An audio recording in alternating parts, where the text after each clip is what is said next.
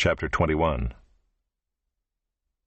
If in the land that the Lord your God is giving you to possess someone is found slain, lying in the open country, and it is not known who killed him, then your elders and your judges shall come out, and they shall measure the distance to the surrounding cities. And the elders of the city that is nearest to the slain man shall take a heifer that has never been worked and that is not pulled in a yoke.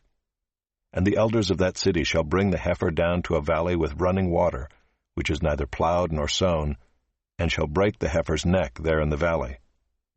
Then the priests, the sons of Levi, shall come forward, for the Lord your God has chosen them to minister to him, and to bless in the name of the Lord, and by their word every dispute and every assault shall be settled.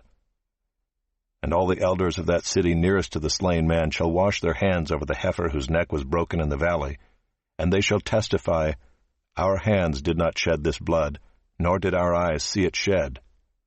Accept atonement, O Lord, for your people Israel, whom you have redeemed, and do not set the guilt of innocent blood in the midst of your people Israel, so that their blood guilt be atoned for. So you shall purge the guilt of innocent blood from your midst, when you do what is right in the sight of the Lord.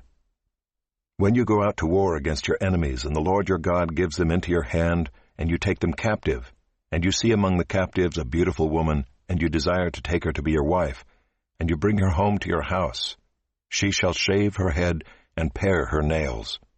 And she shall take off the clothes in which she was captured, and shall remain in your house, and lament her father and her mother a full month. After that you may go into her, and be her husband, and she shall be your wife. But if you no longer delight in her, you shall let her go where she wants. But you shall not sell her for money, nor shall you treat her as a slave, since you have humiliated her.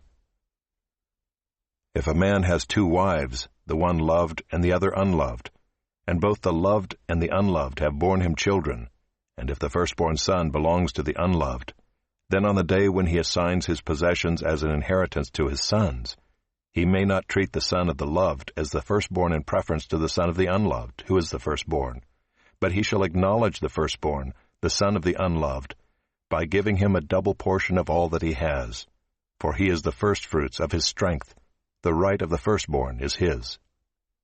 If a man has a stubborn and rebellious son who will not obey the voice of his father or the voice of his mother, and though they discipline him, will not listen to them, then his father and his mother shall take hold of him and bring him out to the elders of his city at the gate of the place where he lives.